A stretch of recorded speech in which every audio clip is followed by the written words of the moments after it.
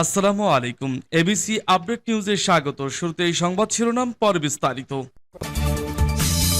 জানিয়ে দিব এই মুহূর্তে পাওয়া আমাদের হাতে থাকা সর্বশেষ গুরুত্বপূর্ণ আপডেট। আন্তর্জাতিক সংবাদ। ৩৫০টি মার্কিন সামরিক ঘাঁটিতে ইরানের প্রতিরোধকের প্রলয়ঙ্কারী নিখুঁত আঘাত। সেন্টকমের কান্নাকাটি আর লাশের মিছিলের দিন শুরু। শিয়া মিলিশিয়াদের রণহুঙ্কার। মধ্যপ্রাচ্য কি শুরু হলো আমেরিকার শেষ অধ্যায়? চিরতরেই কি হবে এবার আমেরিকার দাফন? দর্শক, এনি থাকছে একটি বিস্তারিত প্রতিবেদন। এরপর জানিয়ে দিব মার্কিন পঞ্চম নৌবহরকে জায়গা দিলে বাহরাইনকে পৃথিবীর বুক থেকে নিশ্চিহ্ন করার হুঁশিয়ারি ইরানের।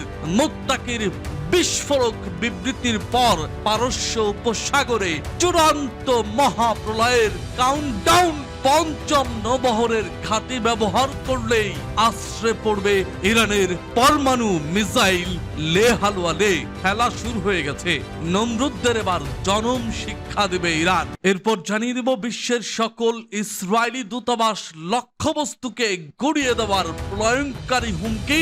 ইরানি জেনারেল শেখারজির আয়রন ডোমকে ফাঁকি দিয়ে তেল আবিব ও হাইফায় আশ্রে পড়ল ঝাঁকে ঝাঁকে মিসাইল। লে বাবা লে, উফ, উস্তা দিয়ে খা, মজা করে খা, কচু সামনে আছে। লাগলে পটল নিস, মূলা দিয়ে আখেরি খাওয়া। মিসাইল আসার আগে শেষ খাওয়া খেয়ে নে। ইসরায়েলকে শেষ বার্তা জেনারেল শেখারজির। আরো জানিয়ে দিব ট্রাম্পের গ্রিন সিগন্যালে ইরানকে পুড়িয়ে ছারখার করতে ট্রাম্পের অপারেশন এপিক ফিউরি 2.0 এর সবুজ সংকেত। ইস্পাহান পরমাণু কেন্দ্রে মার্কিন কমান্ডো আনার ছক। এই সপ্তাহে শুরু হচ্ছে চূড়ান্ত যুদ্ধের মহাঢেউ। এবং সর্বশেষ জানিয়ে দিব বেঈমান বিশ্বাসঘাতক আমিরাত বাহরাইনে সৌদি ইরানকে রুখতে ইসরায়েল ও আমিরাতের সাথে জোট বাঁধলেন। এবার নতুন এশিয়া মহাদেশের সেই বিশ্বাসঘাতক নরপিশাচ কঠোরপন্থী হিন্দুত্ববাদী নরেন্দ্র মোদী সরকার। বেইজিং সফরের পর ট্রাম্পের ইশারায় মধ্যপ্রাচ্যে নতুন বেইমানির অক্ষ তৈরি করলো ভারত। তবে এই ভারতকে কি এবার জন্মের শিক্ষা দেবে ইরান, যাতে ভুলে আর কোনো দিন কোনোভাবেই কোনো রূপে কোনো বন্ধুরূপে মুখে মধু আর অন্তরে বিষ নিয়ে বন্ধুত্ব করতে না পারে। দর্শক, এই দুঃসাহস আর কোনোদিন কখনোই ভারত হোক বা যে কোনো বিশ্বাসঘাতক হোক আর কখনোই যাতে না নিতে পারে, সেই ব্যবস্থাই করা উচিত ইরানের। আপনার কি মনে হয় এই বিষয়ে? আপনার মতামত কি তা কমেন্ট বক্সে লিখে জানান। আর জানিয়ে দিন আপনি কোন জেলা থেকে বা কোথা থেকে আমাদের সংবাদটি শুনছেন এবং দেখছেন। অনুরোধ থাকবে, আপনি যদি আমাদের এই চ্যানেলটিতে নতুন হয়ে থাকেন তাহলে অবশ্যই চ্যানেলটি সাবস্ক্রাইব করে পরবর্তী আপডেট সংবাদ পেতে চোখ রাখুন এবিসি ওয়ার্ল্ড নিউজে। মধ্যপ্রাচ্যে আমেরিকার উপর ইরান সমর্থিত গোষ্ঠীগুলোর হামলায় বৃদ্ধি পাচ্ছে অসম যুদ্ধের ঝুঁকি। যে কোনো মুহূর্তে পুরো দমে জ্বলে উঠতে পারে সংঘাতের আগুন। একটি নয়, দুটি নয়, ৩৫০ মার্কিন টার্গেটে নির্ভুল আঘাত। ইরানের উপর অন্যায়ভাবে আঘাত হানার ফল হাতে নাতে পাচ্ছে আমেরিকা। একের পর এক ক্ষতির মুখে পড়েছে মধ্যপ্রাচ্য ভূখণ্ডে থাকা সব মার্কিন স্থাপনাগুলো। সামলাতে না পেরে ছোট শিশুর মতো এখন অভিযোগ করছে আমেরিকা। বলছে ইরানের মদতপুষ্ট গোষ্ঠীগুলোর সক্রিয়তায় নিরাপত্তা ঝুঁকির মুখে পড়েছে মার্কিন ঘাঁটিগুলো। এক প্রকার বিনা উস্কানিতে ইসরায়েলকে সঙ্গে নিয়ে ইরানে হামলা চালিয়েছিল আমেরিকা। ভেবেছিল যুদ্ধের উত্তেজনার মাঝেই গুছিয়ে নেবে নিজেদের আখের, কিন্তু সে আশায় গুড়ে বালি। উল্টো নিজেদের কৃতকর্মের খেসারত দিতে হচ্ছে এখন ট্রাম্পের নেতৃত্বাধীন দেশটিকে। একদিকে মার খাচ্ছে পারস্য শক্তি খ্যাত ইরানের হাতে, অন্যদিকে যুদ্ধের জয়ের পাল্লা ইরানের দিকে ভারী করতে সক্রিয়ভাবে লড়াই করছে ইরানের আদর্শ মেনে চলা সশস্ত্র গোষ্ঠীগুলো। এখন পর্যন্ত মার্কিন বাহিনী এবং কূটনীতিকদের ওপর ৩৫০টিরও বেশি হামলা চালিয়েছে ইরানের ছত্রছায়ায় থাকা গোষ্ঠীগুলো। গড়ে হিসাব করলে প্রতি ৩ দিনে হয়েছে একটি করে হামলা, এমনটাই দাবি করছে মার্কিন সেন্ট্রাল কমান্ড সেন্টকম। এ প্রসঙ্গে একটি আঞ্চলিক নিরাপত্তা শুনানি সহ সামাজিক মাধ্যম এক্সে কথা বলেছেন CENTCOM commander admiral Brad Cooper. জানান, এসব হামলার ঘটনায় নিহত হয়েছেন ৪ জন মার্কিন সেনা, আহত হয়েছেন প্রায় ২০০ জন। তবে এখনো থেমে নেই এসব গোষ্ঠীর সক্রিয়তা। যুদ্ধের ডামাডোল শোরগোলের মাঝেই আমেরিকাকে লক্ষ্যবস্তু করে অব্যাহত রেখেছে জোরদার হামলা। কুপারের দাবি, এসব গোষ্ঠীগুলোকে ইরানের অস্ত্র এবং সমর্থন থেকে নিরস্ত্র করার প্রচেষ্টা চালিয়েছে আমেরিকা। সেই অভিযানের সময়ও প্রাণ হারিয়েছেন 14 জন মার্কিন সেনা। মধ্যপ্রাচ্যে মোতায়েন করা মার্কিন সেনাদের জন্য এখনো বড় ধরনের নিরাপত্তা হুমকি হিসেবে কাজ করছে এসব সশস্ত্র গোষ্ঠী। অনেকদিন ধরেই শিয়া মিলিশিয়া মিত্র গোষ্ঠী এবং প্রক্সি বাহিনীর একটি সমন্বিত নেটওয়ার্ক মধ্যপ্রাচ্যে গড়ে তুলেছে ইরান। দাবি, অঞ্চলটিতে আমেরিকা এবং তার দোসর ইসরায়েলের অপতৎপরতা রুখে দিতেই প্রতিরোধ অক্ষের একটি অংশ গড়ে তুলেছে দেশটি। এসব গোষ্ঠীকে দেয়া হয়েছে প্রয়োজনীয় সহায়তা আর সমর্থন, যারা বিভিন্ন সময়ে ইরানের পাশে দাঁড়ায়। এক্ষেত্রে সবচেয়ে বেশি শোনা যায় লেবাননের একটি বিদ্রোহী সশস্ত্র গোষ্ঠীর কথা। ইয়েমেনের হুথি গোষ্ঠীও আছে এই তালিকায়। শোনা যায় হামাস সহ ফিলিস্তিনের সশস্ত্র গোষ্ঠীগুলোকেও অস্ত্র সরবরাহের পাশাপাশি প্রয়োজনীয় প্রশিক্ষণ দেয় ইরান। বিশ্লেষকদের ধারণা, মুখে মধু আর অন্তরে বিষ নিয়ে কিছু মানব নামে পশু বসবাস করে এই বিশ্বে। তাদেরকেই উচিত শিক্ষায় পরিণত করবে আজকের বিশ্ব। দর্শক, বাহরাইনকে পৃথিবীর বুক থেকেই মুছে দেওয়ার হুমকি মানুচেহের মুত্তাকির পঞ্চম নৌবহরের ঘাঁটি ব্যবহার করলেই কি তবে আশ্রে পড়বে ইরানের পরমাণু মিসাইল? মধ্যপ্রাচ্যের মানচিত্র থেকে বাহরাইন নামক রাষ্ট্রটির অস্তিত্ব কি তবে চিরতরে বিলীন হতে চলেছে? ইরানের সাবেক পররাষ্ট্রমন্ত্রী ও বর্তমান সংসদ সদস্য মানুচেহের মুত্তাকি আজ ওয়াশিংটন ও তার দোসরদের বুক কাঁপিয়ে দেওয়া এক হুঙ্কার ছেড়েছেন।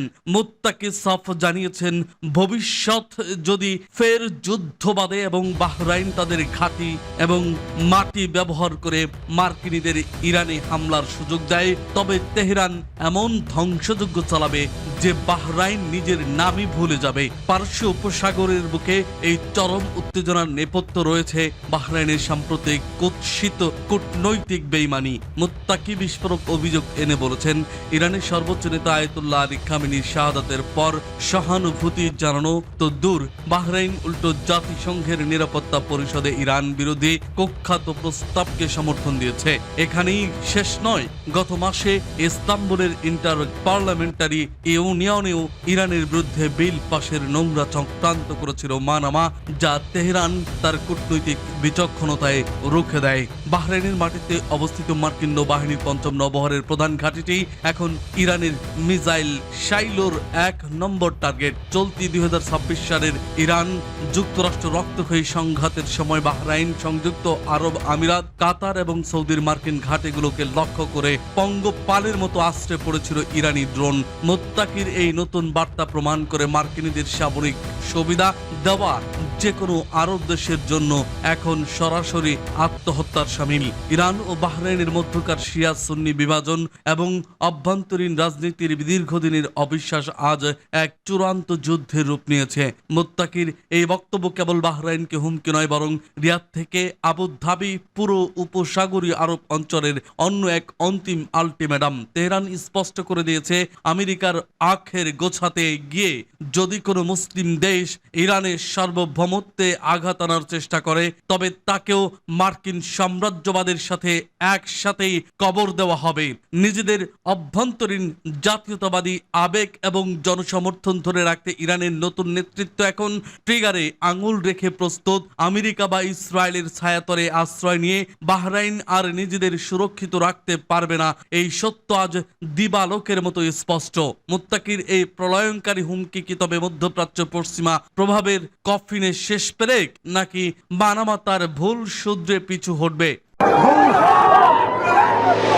ইরান এখন থেকে আর মানবে না কোনো সৌজন্যতা। গোটা বিশ্বের যেখানে ইসরায়েলি চিহ্ন থাকবে সেখানেই করা হবে আঘাত, এমন হুঙ্কারি এসেছে ইরান থেকে। মিসাইলের ঝলকানি আর সাইরেনের শব্দের মধ্যেই এবার ইসরায়েলের সকল দূতাবাসকে মাটির সাথে মিশিয়ে দেওয়ার হুঁশিয়ারি দিল তেহরান।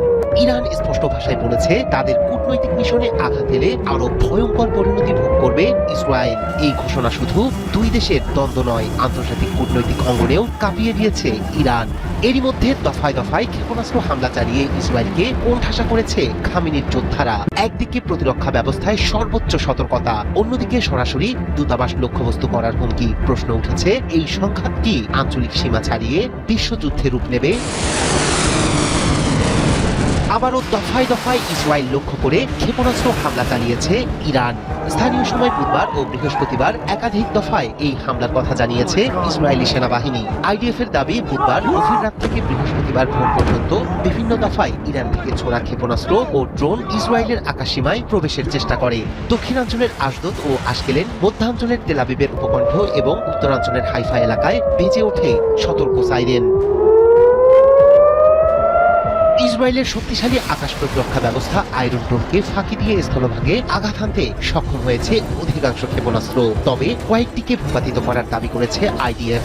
ইরানি হামলায় আংশিকভাবে ক্ষতিগ্রস্ত হয়েছে ইসরায়েলের দক্ষিণাঞ্চলের কয়েকটি আবাসিক ভবন। এতে অন্তত 12 জনের আহতের খবর নিশ্চিত করেছে নেতানিয়াহু প্রশাসন। এর মধ্যে 2 জনের অবস্থা গুরুতর। ক্ষতি কমাতে নাগরিকদের নিকটবর্তী নিরাপদ আশ্রয়ে যাওয়ার নির্দেশ দেয় ইসরায়েলি হোম ফ্রন্ট কমান্ড।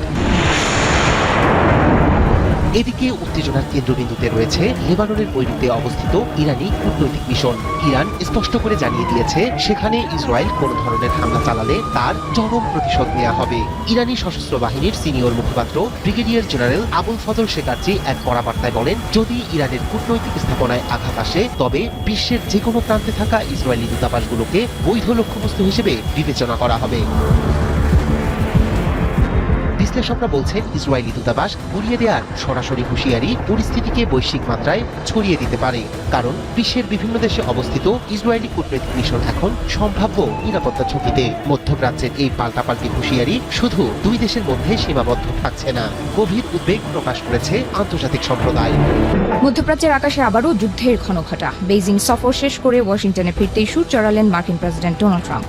এবার আর কোনো রাগঢাক নয়, তেহরানের ওপর যে কোনো মুহূর্তে আছড়ে পড়তে পারে আমেরিকার বিধ্বংসী মিসাইল। পেন্টাগনের টেবিলে এখন শুধুই যুদ্ধের নকশা। রক্তক্ষয়ী এক সংঘাতের দ্বার প্রান্তে দাঁড়িয়ে পুরো বিশ্ব। যুদ্ধবিরতির সাময়িক শান্তি ভেস্তে দিয়ে এবার আরও বড় মারণ কামড় দিতে যাচ্ছে মার্কিন প্রশাসন। গত মাসের যুদ্ধবিরতি ভেঙে পুনরায় শুরু হতে যাচ্ছে অপারেশন এপিক ফিউরি। তবে এবার তা আসছে আরও ভয়ঙ্কর রূপে, এপিক ফিউরি 2.0 নামে। মার্কিন প্রেসিডেন্টের সবুজ সংকেত পেলেই ইরানের সামরিক ও পারমাণবিক অবকাঠামো লক্ষ্য করে শুরু হবে ইতিহাসের অন্যতম নৃশংস বোমা বর্ষণ। সবচেয়ে বড় চমক তৈরি হয়েছে ট্রাম্পের সদ্য সমাপ্ত চীন সফরকে কেন্দ্র করে। চিরপ্রতিদ্বন্দ্বী চীনা প্রেসিডেন্ট শি জিনপিং এর সাথে ট্রাম্পের দীর্ঘ বৈঠকের মূল আলোচনার কেন্দ্রবিন্দুতেই ছিল এই ইরান সংকট। বেইজিং থেকে এয়ারফোর্স 1-এ চেপে ফেরার পথে ট্রাম্প স্পষ্ট ভাষায় সাংবাদিকদের জানিয়েছেন, আমেরিকা এবং চীন উভয়ই একমত হয়েছে যে ইরান কোনোভাবেই পারমাণবিক অস্ত্র তৈরি করতে পারবে না। কৌশলগতভাবে অত্যন্ত গুরুত্বপূর্ণ হুরমুজ প্রণালী যেন ইরান কোনোভাবেই বন্ধ রাখতে না পারে, সে বিষয়ে বেইজিং এর পূর্ণ সায় রয়েছে বলে দাবি করেছেন ট্রাম্প। বিশ্ববাজারে জ্বালানি তেলের সরবরাহ স্বাভাবিক রাখতে এই নৌপথ সচল রাখা চীনের জন্য জীবন মরণ প্রশ্ন।